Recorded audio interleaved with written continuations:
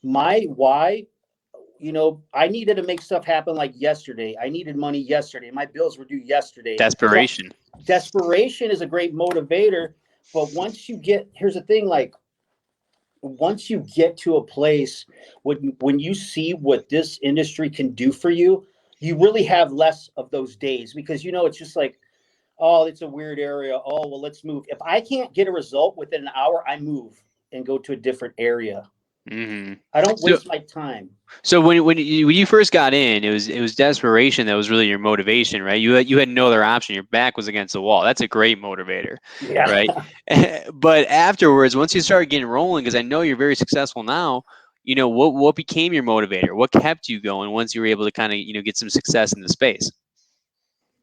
I still like motivation's like a shower, right? It doesn't last. You got to do it daily, right? So Hmm. I motivate myself mentally. I've always been committed to personal development in the morning. Maybe when I go on a 90-day run, I'll start going to the gym and getting into that, raises the endorphins and getting the energy. I'm all about energy. But for me, honestly, it becomes like I don't want to go back. Hmm. I know where I've been. And quite honestly, guys, I'm in my 40s. I'm kind of behind on life because that's a great motivator too. I should have accomplished a lot of things by now, but I haven't. So that's a great motivator in my life personally, personal goals, where I want to be. And I just feel like I'm behind on life. But at the very least, I don't want to ever go back to a job where someone's telling me what to do. Hmm. Do you and you spoke a lot about personal development? Do you have any favorite people that you like to listen to? Well, see, I'm kind of different. I'm aggressive. I have my own style. Sam Taggart has his own style. Becca Switzer has his own style. Deshaun Bryant's has got his own style. Jacob Hughes. Everyone's got their own style. What I like, what really changed my sales and really got me to a crazy level was the 10X rule by Grant Cardone. Sell or be sold, the closer survival guide, because he tells you, like, most people underestimate the amount of energy and time it takes to get to that level or to get to that goal. We underestimate what we can do in 2 years. You know what I'm saying? Like we just underestimate ourselves. We don't think big enough.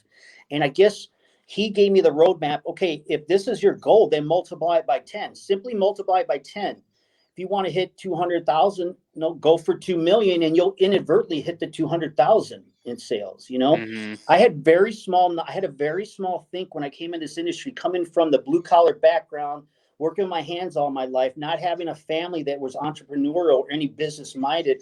I came from working with my hands, trading my money, like my time for money. So I had to make that transition mentally, how to be an entrepreneur, how to think bigger. And so 10X rule, Grant Cardone really just turned the light on for me.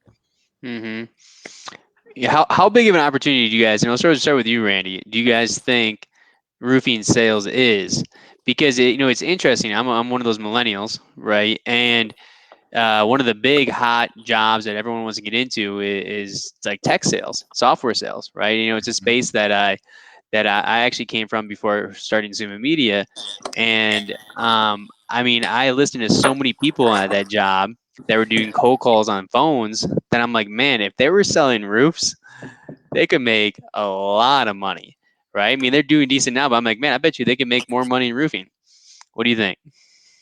Well, I think the thing is like roofing, it's blue collar, it's construction, it's not sexy, Hmm. right? The kids coming up, they want that cool hype, cool job that makes them look cool or feel cool, right? They're Yep. about their image and not about the actual opportunity of what they can actually do to change their life. And I was in a situation too of desperation. Like, man, like I was broke, man. I had no, the I had never had more than a few grand in my account ever, growing when I got into roofing sales, and and I was in a situation where I had to do something to get myself out of a tough. I always was a big thinker and a big dreamer, and I always felt like I was an entrepreneur, and I wanted to, have businesses, and I had already had businesses that failed and that struggled, when I got into roofing sales. So for me, I just looked at it as like from a pure numbers perspective. Like Ben looked at it as like, man, I can make $100 every opportunity.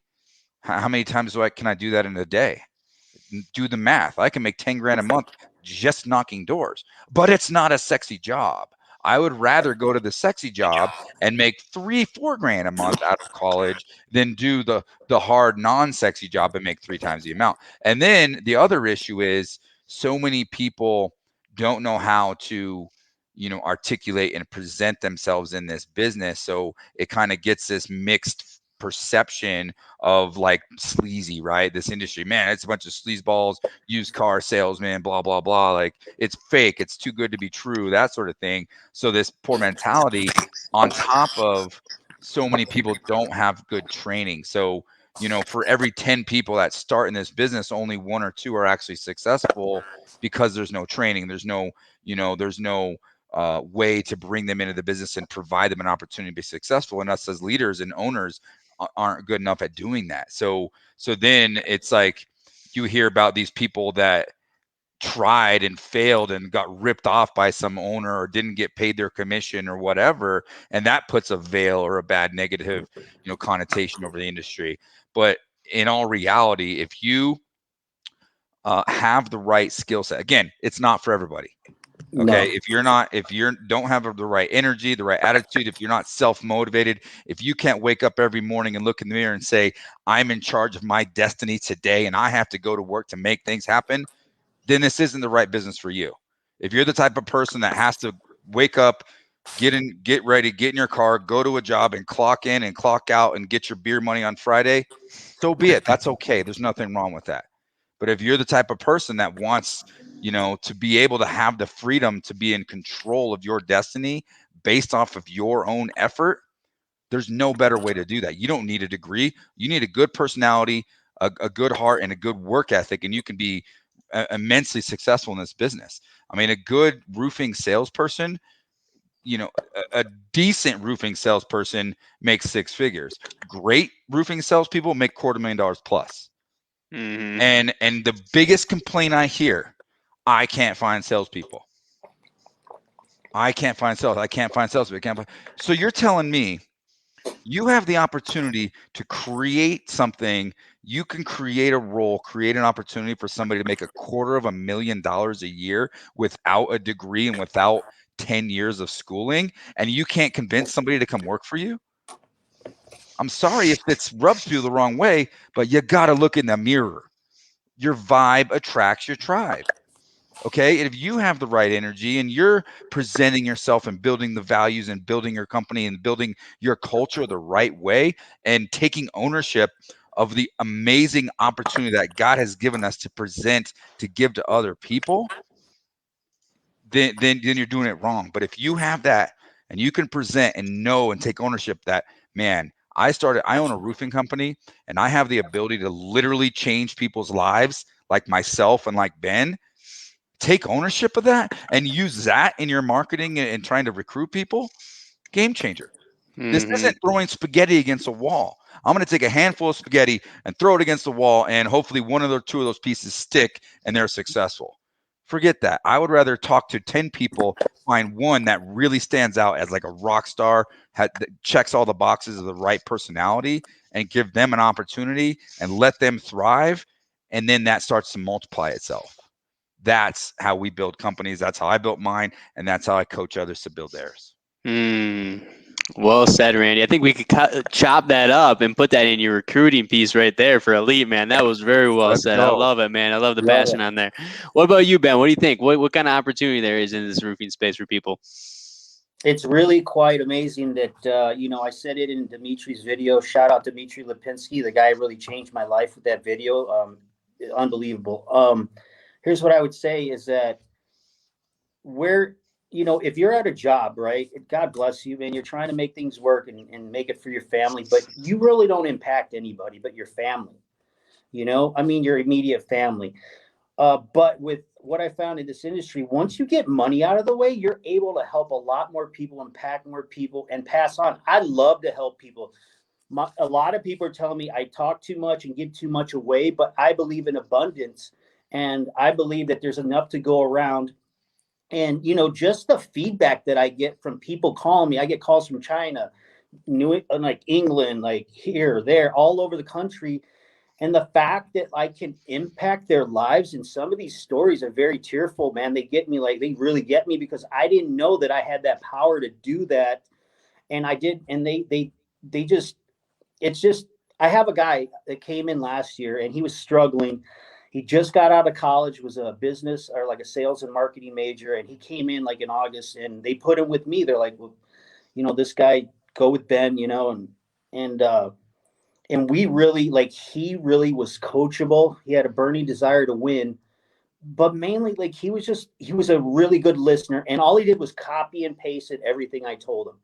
He got himself out of the way, listened to what I told him, and he started having success. And I think he did like $500,000 in a couple months, like that. Like, he just picked it up until he knew how to handle and find his pitch and everything. But he told me like last week or 2 weeks ago, he's like, man, you know what? I'm like so super grateful for you, man. Like, you changed my life. Like, I could have been like I almost quit, Ben. Like, I almost quit. And That's what it's all about. I almost quit, and you really turned it around for me. I'm like indebted to you or whatever. I'm like, no, you know what? You listened. You got yourself out of the way. You got your ego out of the way, and you trusted me. And I was able to share a couple of things, but you did the work. You did the activity. I'm glad I could be a piece of that, a part of your life, because a lot of people, Cam Harris, Cody Dorschel, all these guys, they did that for me. Justin Casquin, Abel, like, they did that for me. All these guys, Jordan Fox, all these people have played a significant part in my development. You're just seeing the results of it now. Mm-hmm. I love it. Super cool, guys. Well, all right. Well, we're going to take a quick break to thank our sponsors. And then after there, I want to go into some sales strategies, some tips, some closing methods. We can talk about referrals and whatever it might be, the strategy that you're implementing after a storm. I really want to dive into some ideas that people can implement from the show. But of course, we're going to start with our headline sponsor, Job Nimbus. Job Nimbus is a fully customizable back office solution. Track leads, jobs, tasks from one easy-to-use software. And with the largest ecosystem of integrated partners, if we don't do it, we have a friend who does. Learn how the number one back office system in roofing can help you be efficient, be organized, be professional, and be profitable. So if you have somehow not checked out Job Nimbus, make sure you're checking them out, seeing what they can do for your business in terms of streamlining your systems and processes. info.jobnimbus.com/roofing-academy. And up next, a tool that we all love after that storm hits, Hail Trace. If you're in the hail game, if you're working hail claims and selling roofs that have hail damage, you need to know where the hail is, how big the hail is, and when it hailed. I mean, if you're on the fence, it's a game changer.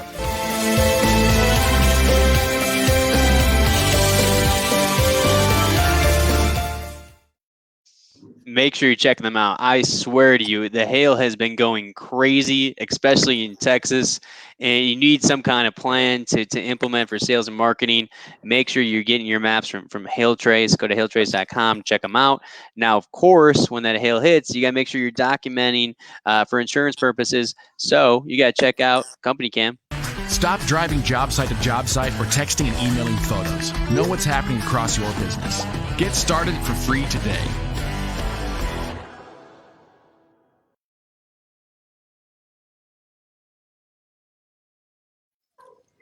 All right. So if you want to check them out, you heard that. It is free to try. CompanyCam.com/SBG show. All right. Now, Ben, let's get into the nitty gritty here, man. All right. Let's give away some secret sauce that people can go in and implement in their sales strategies. Now, okay, a storm hits. All right. You're jacked up. You're pumped up. You're ready to go, right? You got the energy full throttle. You're ready. What's the game plan? What do you do from there? So I'm about preparation. Mm-hmm. Here's the thing. I'm a kind of a loose, not sloppy, but I'm just like not, put together. So, but I'm like super like disciplined with my business and door knocking and what I do, right? I don't know how, but I am. So I would say, that old saying, right? When preparation meets opportunity, the magic happens, right? So what I like to do is just the simple things. Let me go get my marketing folders. Let me get those, put all those together. Let me get my door hangers. Let me staple all my information on there, my business cards. Let me have a box of 100 of those folders, 50, whatever. Let me have these things ready to rock so I don't have to go back to the office, first of all. So I'm going to get that stuff ready. I'm going to go look on the map, probably print out the map, circle some areas that I intend to work, like 2 or 3 areas, and maybe some outside of the zone, right? Not in the swath. And I'm going to locate, okay, what do a satellite view. Who's got the biggest houses, right? Let's see who's got the biggest houses. Let's start there. Let's not necessarily start probably in the Shark Tank, the major zone. Let's start on the outskirts and find some bigger houses. And then let's check out those. Let's see where the where the damage is at. First of all, I need to locate the damage. The maps can say what they will, but I got to see it, touch it, feel it. I got to visually put I got to put my hands on it. So I'm looking for these areas, designated in these areas, getting my materials ready. Then I'm getting a couple, guys who want to go jam it out, and we just pick an area and we just hit it hard, and we knock our doors and we find somebody to give it. Like, we just do anything we can to locate the hail, to get on a roof. And just, we like to do block parties. We like to get this neighbor here, get this neighbor here. We like to create a presence, an event in the neighborhood where we attract attention. That's the first thing that I do. Mm-hmm. And then, are you scheduling the inspections for later on, or are you jumping on the roof right away? Or what's your No, move? I don't play that. Here's my thing. I'm kind of weird. Like, I'm getting on the roof. I'm calling the claim right then and there. If I'm not doing that, then maybe I'll schedule it for another time, but I got to keep moving, because all in the back of my mind, I keep thinking, like I said, we have to compress 12 months of income into 6 months up here in Minnesota. Like, there's snow's coming, maybe 8 months, right? If we're lucky, but there's always that fear of loss and going in my head that drives me. It's like, I don't have to do a complete inspection the first time. We're going to have the adjustment. I just need to show them enough where the pictures close the client and show them that there's actually what I'm saying is happening. And, if there's like, and if I experience resistance, I'm doing anything I can to get on that roof. I still do it, but I do it in a different way. Like, hey, sorry to bother you. I'm just in the area. This map says there was hail here. I don't know if that's true or not, but you mind if I hop on your roof so I'm not bothering all your neighbors? Like, I just create a sense of urgency to find the damage, and then just totally hate. And then of course I go into referrals. Yeah, who do you know? I just keep going. What if you get some objections? What if they're like, you a couple contractors have been here, and we're fine. I'm good now. Oh, are you going away? No, I don't. I take 4 no's at the door. 4 no's? Yeah. I basically make them just like, how like you opt out on text. I'm like, this is it, dude. I'm not dealing with you no more. Like, I'm just like, I totally understand, but they save the best for last. There's different levels of experience in this business. And I can assure you that all I'm going to do is take a 360 investigation of your home, document any damages I see, and go over your options. Not a big deal. Let me grab the ladder. Like, I'm just always pushing, and it doesn't work for everybody. I don't know if that's duplicatable, right? Because I've tried it with some people and they're just like, you're out of control, man. But how bad do you want it, right? You say you want this, you say you want that. Like, I want it. And you know what? This industry has changed my life so much. Like, I live in this badass crib. Like, I could never afford this place 3 years ago, never in my life. And everything that it's done for me, I just give door to door the effort and the intensity and focus it deserves. Now, would you say that that style where you don't say no, or you have to kind of match that to your personality in a way, or Yeah. what suggestions do you have there? Yeah. So I don't always I'm aggressive with with the yellow, because they're like laid back. They care about people. They're not, I mirror match people as much as I can, but I am fond of fear of loss all the time. Right? Because it's super effective. It's like, no, I try to say, here's the thing. You're going to have 15, 20, 30 canvassers coming over to your door until you have a sign on the front lawn. At the very least, let me give you a thorough investigation of your home. or at least let me post a sign there. I'll give you some, like, I don't know how to explain it. I just make it happen. Right. And if it's total resistance and they're giving me crap, well, all right, cool. Well, Tom and Jane are going to be working with me pretty soon. You're going to see the roof. You're going to get mad that you didn't take action now. Why don't we eliminate that? I'm here now. Let me grab my ladder. I just keep pushing. Do you have a good process then once you lock them down to make sure you're getting referrals and just locking down that whole neighborhood, or what's the process like there? Well, here's the thing. I'd like to find, of course, the decision maker, if I can, in the community, see who, because there's one guy who everyone listens to, right? And I find sometimes, like, it's usually the salesman too. Like, there's good salesmen in there and they're like, hey, Ben's taking care of me. I'm just like, all right, here, we have a certain amount of time. Who do you know that could use my services? Okay, I don't know anybody. All right, if you did know, who would that be? And I just like look down and write, like I'm writing. I'm relentless, dude. Because I believe in what we do. I believe we're helping people. I couldn't be this relentless and sleep at night if I didn't believe in what we do, right? You can't. Like Randy was saying, your vibe attracts your tribe. Like, you can't do what we do if you don't intentionally want to help people. And like I said, we increase the value of the home for the price of the deductible. Literally, a third party pays for your home renovations. I'm going to shout that from the mountaintop till you get it, dude. Or I'm going to leave you more informed than when I began. Now, what percent do you think of your closes are on that first session there, that first meeting? I don't know. I mean, I'm pretty effective. Yeah. Because I'm just like, most of the people will take that first no and they'll just leave. They don't step into it. They don't lean into it. I believe in expanding into the resistance. That's where the blessings come from. And unless they tell me I'm calling the cops, and hey, call the cops, whatever, like, I'm here to do business. This is how I feed my family. And I'm just providing a public service here. But I do that in a storm date kind of deal. But like, I'm not that aggressive if it's an old storm or whatever. There's a different pitch for different types, right? You got the fresh storm one, and then you got the 2-year-old storm or year-old storm. There's 2 different pitches there. And so I just adjust, but I'd say I'm pretty effective. Like, if you're having me talk to 10 guys, I'm at least getting 3 to 5. Like, I'm just like, I don't mess around. And then the fresh storms, you're just a little bit more aggressive. Yeah, I'm super aggressive because I know that the more that I can lock in, I'm looking to get 15, 20 deals that day, right? Or that to whatever, like in that stretch, however long I'm out there. I know there's a magic number for me that if I get 15 to 25 deals, those will turn into 80 deals. I just know my numbers, right? Like, I know that, and I also know there's 3 stages to a storm.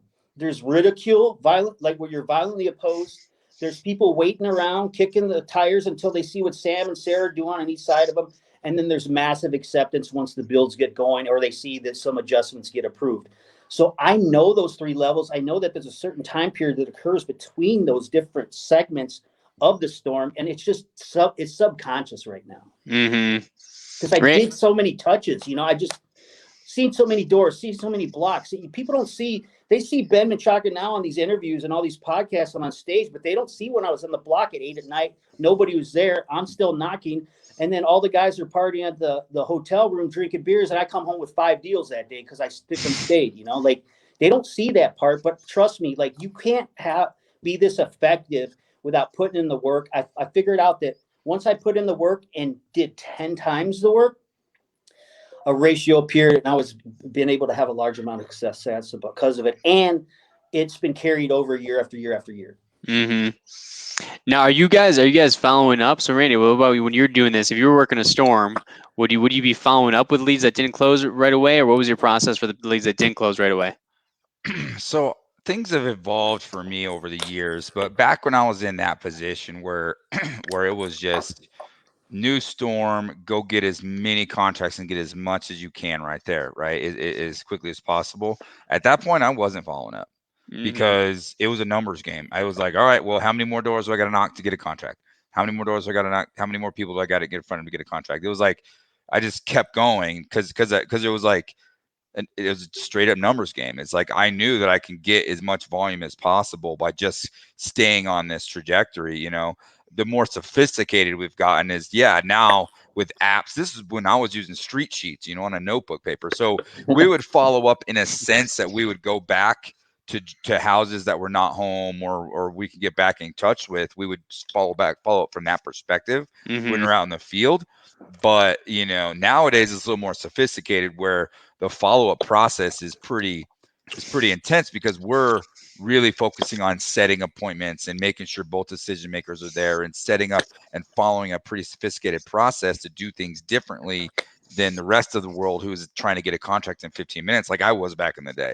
Now it's like, all I want to do is provide a value for you, do things a little bit differently, and give you the opportunity to make a well-educated decision as a consumer. I mean, you're making one of the biggest decisions of your life, protecting the biggest decision of your life. Like, you shouldn't make that decision in 15 minutes. I want to actually sit down, do a presentation, do a thorough and explain everything to you thoroughly to help you make an educated decision, and to prove that I know what I'm talking about, and I wasn't hired 20 minutes ago and shown to like I wasn't hired 2 hours ago and given a 1 hour training, and now I'm on your door. Like, nowadays we're going to do things a little differently, but that's just how you evolve. So there's a number of different ways to skin the cat, and based on your market and your brand that you're representing, you have to kind of custom tailor how you approach the market.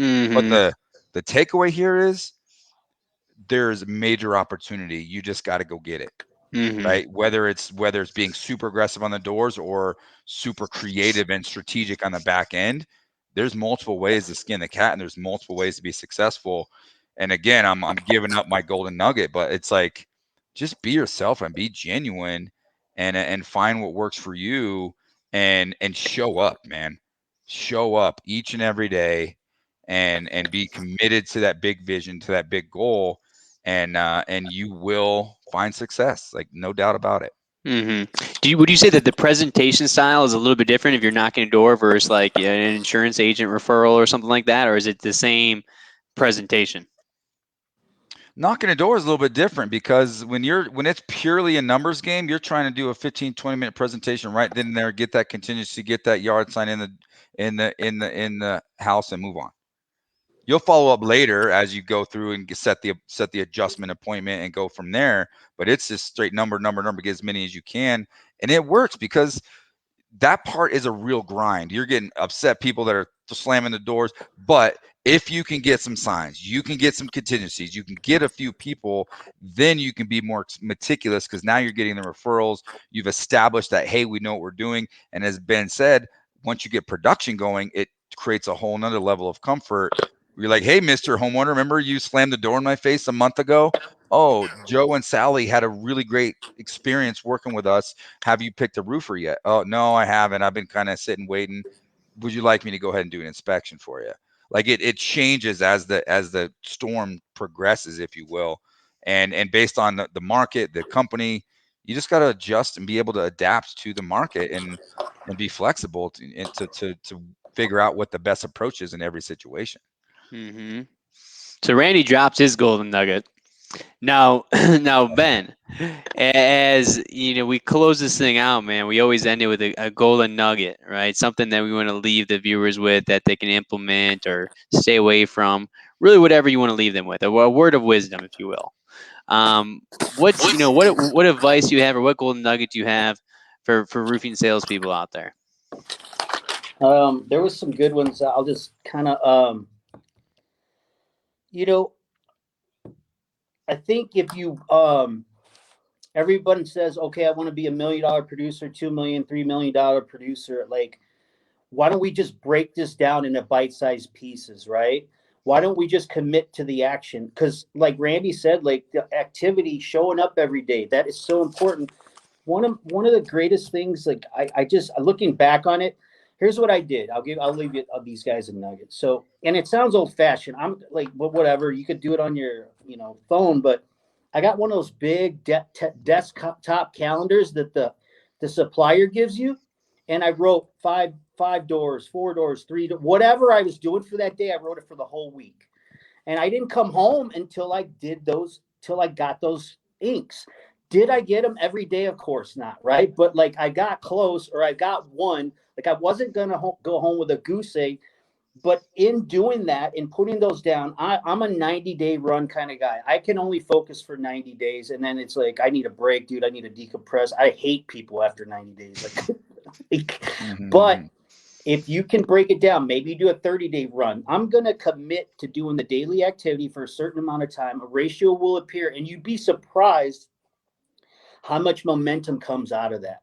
Like I was doing 90-day runs, and then momentum would kick in, and then I'd be turning in all these checks, and I get all this money, and then I get these referrals, and then pretty soon it was already September, and I never knocked the door since June, or like May or whatever. So I would say if you can commit to the action much more than the goal and just do the daily activities, master the mundane, because if you get 1% better every day, that's 365% better at the end of the year. I think everyone likes to, look at this big goal, but if you really break it down to bite-sized daily, hourly pieces and let it add up and do what the law of averages is, I think that's a it's a great way, especially when you're starting out, to look at things. Hey, you don't have to be Ben Menchaca. You don't have to be this guy, that guy. Just do you and commit to the activity. And you never know. Once momentum happens, like it's like the eighth wonder of the world. There's all kinds of crazy things that happen. A lady will track you down at the gas station. I saw your sign on my block, and you come. Here's my address. Like all these different things happen, but I think that's a good one. And just like Randy said, I think the biggest appeal about what I'm doing is that I'm just raw and real. I'm me. I'm bold, audacious, slightly obnoxious, but I get out there and I'm not unapologetic because I believe in what I do, and I love to serve people. I love to help people, and I think that truly comes out. Yeah. Absolutely, man. And it totally does, right? Being yourself. And one of the things you kind of touched on, give out a book recommendation called The Compound Effect. I think Darren Hardy is the author, and the whole premise of that book is, small daily habits, small daily tasks done consistently over time equal massive impact. And sometimes you see these memes or these graphics of, like money, right? 1.01 pennies versus 1 penny over a 36, month period equals a huge amount of money, right? It's the small things done consistently over time equal major results. And the challenge we all face as humans is we live in a society where we want instant gratification. We want results right now. I knocked 100 doors. Where's my $100,000? Right? I was told I'm making six figures. All I got to do is go knock doors. Be consistent, right? You got to be able to see that vision and work step by step by step by step to achieve that vision. And don't let your vision be too small. You mentioned that earlier. Like, don't sell yourself short. If you think, 50 grand a year is an okay, is the a great comfortable place to live, this isn't the right business for you. If you think that that's comfort, you're going to get it. Right? If you think 100 grand is where you need to be, you'll get it. If you think 300, 500 grand is where you want to be, you'll get it, right? You got to put the effort in. You got to have that vision big enough to make it happen. So don't sell yourself short. Ben, thank you so much for joining us on episode 149. We really appreciate it. Thanks, Take care. Randy. Subscribe to the show. Thanks, Randy. Thanks, Nick. I appreciate it, you. man. So much fun today. Thank you, guys. Absolutely, guys. Well, hey, for everybody out there, thanks for tuning in to episode 149 of the Start Build Grow Show.